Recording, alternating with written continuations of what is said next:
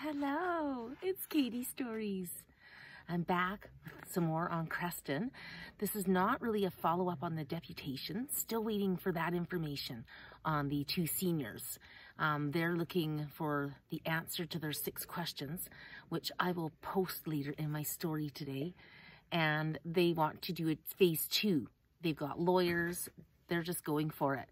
So that's going to be really interesting. But in the meantime, my last story, I introduced you to Corinne Mori, and she did a town hall meeting in Creston on January 3rd, and it's called Connecting the Dots, Reclaiming Democracy. And wow, it was beautiful, and it's very long. So I'm going to keep my story really short today because it's Sunday, my day off, my only day off. I really wanted to come on today, but I'm tired, so I'm just going to keep it brief and get this out to you. Watch the whole video. It's beautiful. The introduction is done in a spiritual way because they are in a church. And then it moves on to Corinne. And then she introduces a wonderful fellow named Joel, and he's very insightful. And then there's some audience questions. And from that audience question, I was looking in the wrong spot, wasn't I? I was moved to tears. This woman came up, and she just was so raw and vulnerable in her quest for how can I help? What can I do?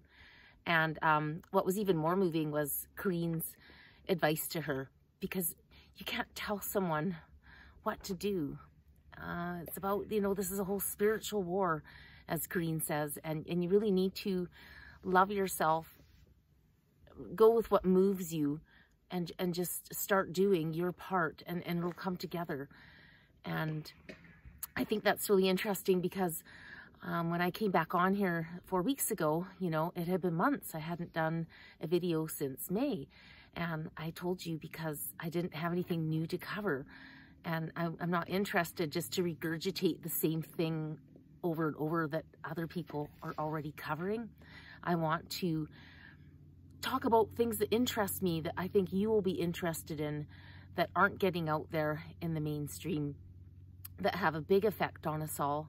And more importantly, I think what I really want to do is encourage people and inspire people to keep talking, keep moving and pushing, and know it's okay to take a break. I did. It's fine. Take a break, but don't give up.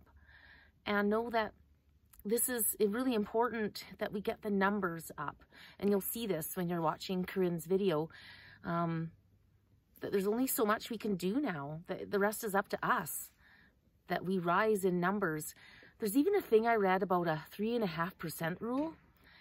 And you take that to Canada, that's only 120,000 people. We're way more than that with people who are awake. And just, this is my own opinion, nothing I've read or stats, but in my own observations, I think we probably have about 250,000 active social media users in Canada talking constantly, like I'm doing, whether they're posting, commenting, engaging. I could be way off, like that could be way more, but we're there. We have enough people that if all across Canada we start getting groups, 60, 100, 150 people going to City Hall and exposing the ties to the UN, exposing the de facto government, and having townspeople attend, we're going to keep educating people. So when the time comes where they do try and push digital currency and ID, we've got enough people that know the truth about what's going on, okay? So I just want to look at my notes here. Yeah, I think that's about it. I just want to say, so what am I going to do? Well, my next step is not to feel overwhelmed and just reach out this week to the 3 women who I've spoken to about doing something like this, doing our own deputation or our own town hall meetings where I live up north. So that's step number 1.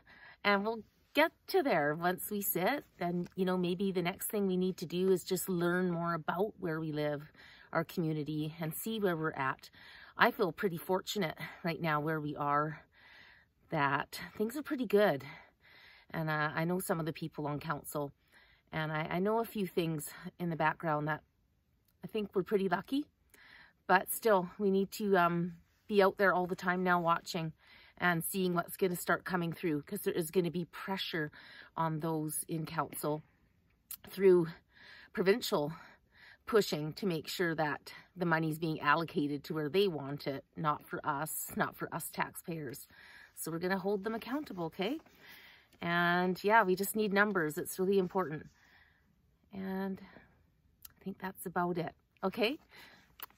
Have a great rest of your weekend. I want to end with this quote. It's so beautiful. When you feel like your little part in the world is just not making a difference, listen to this. It can be overwhelming to witness, experience the injustices at the moment.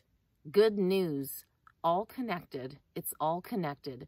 So if your little corner of the work involves pulling at one thread, you're helping to unravel the whole damn thing, right? We're all connected.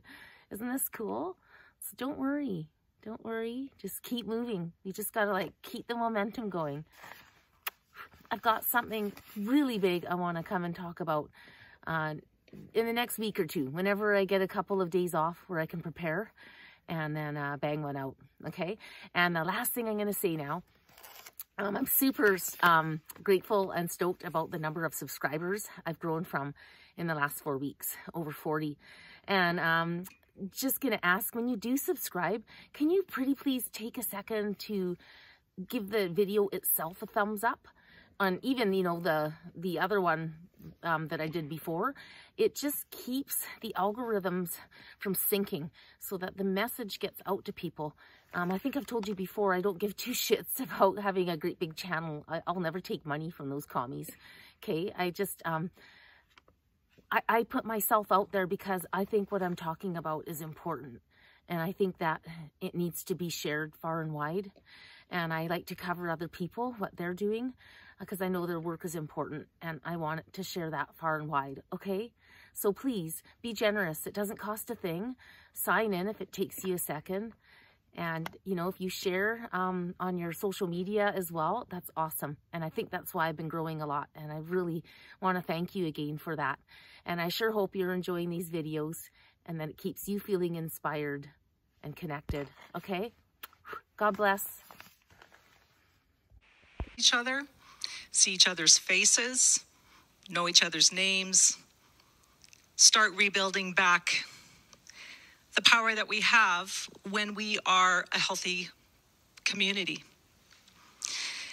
Tonight, I find this really interesting that historically you should never, you know, talk about religion and politics, and yet here we are going to be doing both in the same night in a way that we're going to see that we actually can benefit from incorporating both spiritual life into our active life, and that as we live out our active life, it contributes to our spirit life. Tonight, I'm going to just give a little bit of an introduction about who Kootenai Tribe is, because mostly people just go, who the heck is Kootenai Tribe? I get it. We're going to talk a bit about what is occurring in our community in the last couple of years. Some urgent things that are coming up in the next few months, both at the RDCK level and the provincial level, that need your attention. And I'm also going to be introducing a buddy to you. He's going to come and speak for 15, 20 minutes just on the environment that we find ourselves in now. He's really After good. that, we're just going to have some open time, because it's extremely important that the public has opportunities to engage. And so we are going to include that closer to the end.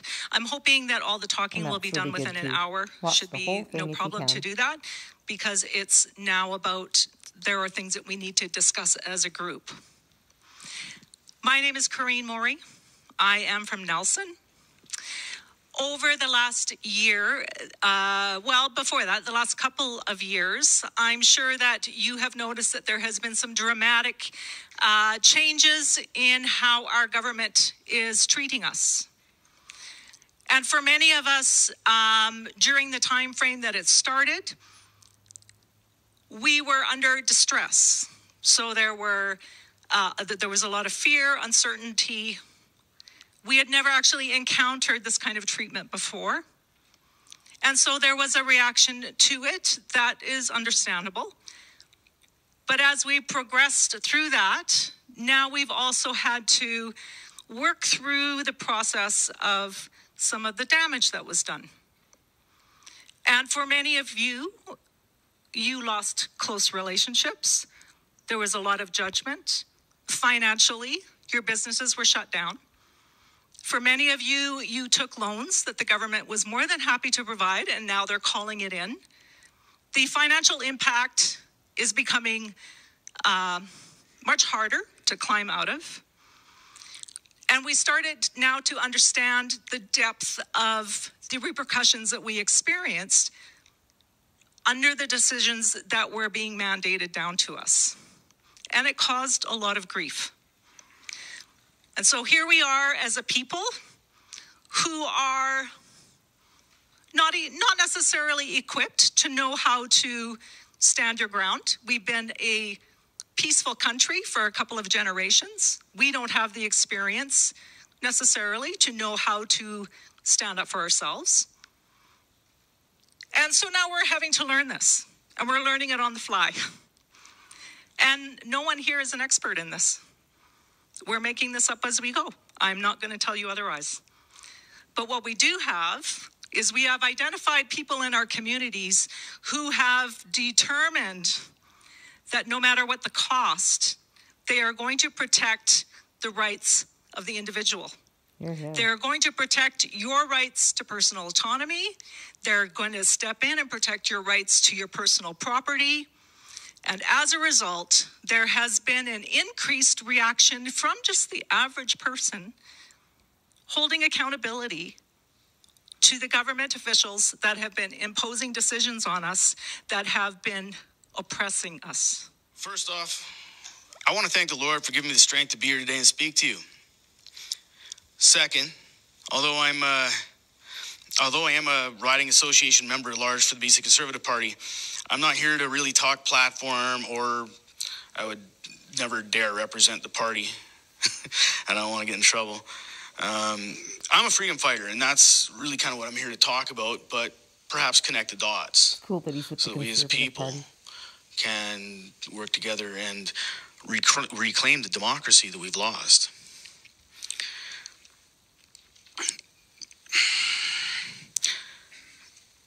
I'm on draft 5 of my notes. They're all been different. Last night I decided the last minute just to wing it. It's been years since public speaking, and I realize I've had probably a few too many concussions to just rely on ad lib and winging it. So I'll be on script tonight, so don't mind me looking at my phone. It's not that I want to, have that great connection with you. I just want to kind of keep focused, okay? I want to cover a fair bit of ground in a short period of time, so buckle up. Don't worry if there's too much turbulence. I'll ground us with focus, okay? First off, I'd like to thank Corinne and the Kootenai tribe for bringing me here. I'd like to thank the homesteaders here for lending me an ear. And especially, I'd like to give my land acknowledgement to thank Grace Community Church for offering us the beautiful space to gather in. Please give a round of applause for all the organizers and the hosts.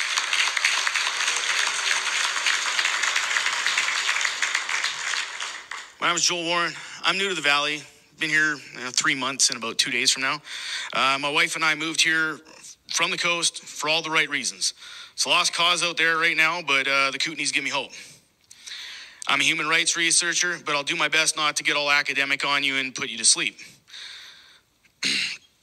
So I think this is probably a universal problem, but just to kind of get us all kind of on the same page before I really go on.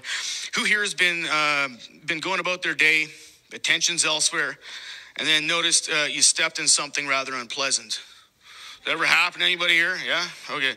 Well, that's where we are as a society right now. Only what we have stepped in doesn't just stink, but it's also a leg trap. Follow me. This theme's going to continue. I've got a few more questions just to kind of see, again, where we're at. First off, and various topics, so don't think one's necessarily leading to the other, but just variety.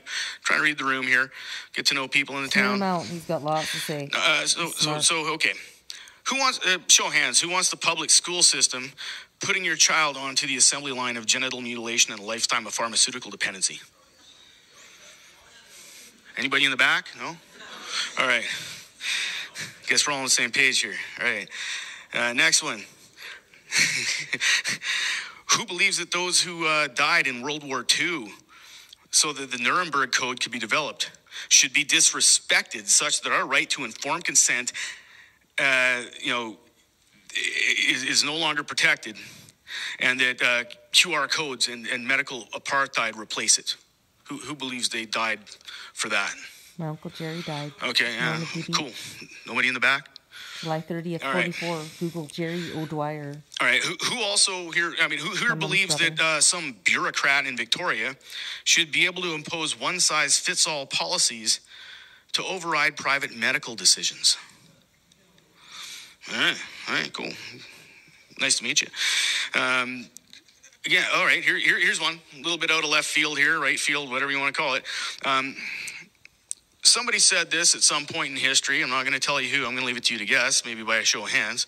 But the quote effectively was, I'm paraphrasing a little bit, "There is a class war being waged. The rich class are waging it, and they're the ones winning." Who said this?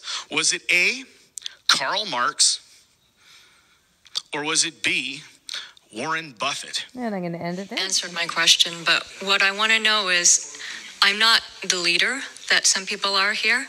I want to be able to help, but I have no idea what to do. I guess I'm asking the room, what can I do to help? I don't know. Maybe you can answer, maybe someone else can answer. What can I do? Beautiful. This is part of the process.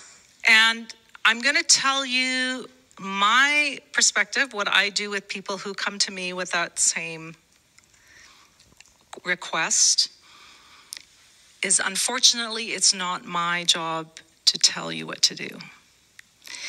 This is part of our journey as individuals in this experience that we're having. Is the most important thing that you're going to discover in this is who you are. And so when you start engaging with different groups or different subjects, you are going to start to see within yourself, either you feel an activation inside, a hum, or you don't. You feel a nothing. That's your guidance system. So anything where you feel, keep following that direction. You will find what you are to do. But first off, you have to find yourself.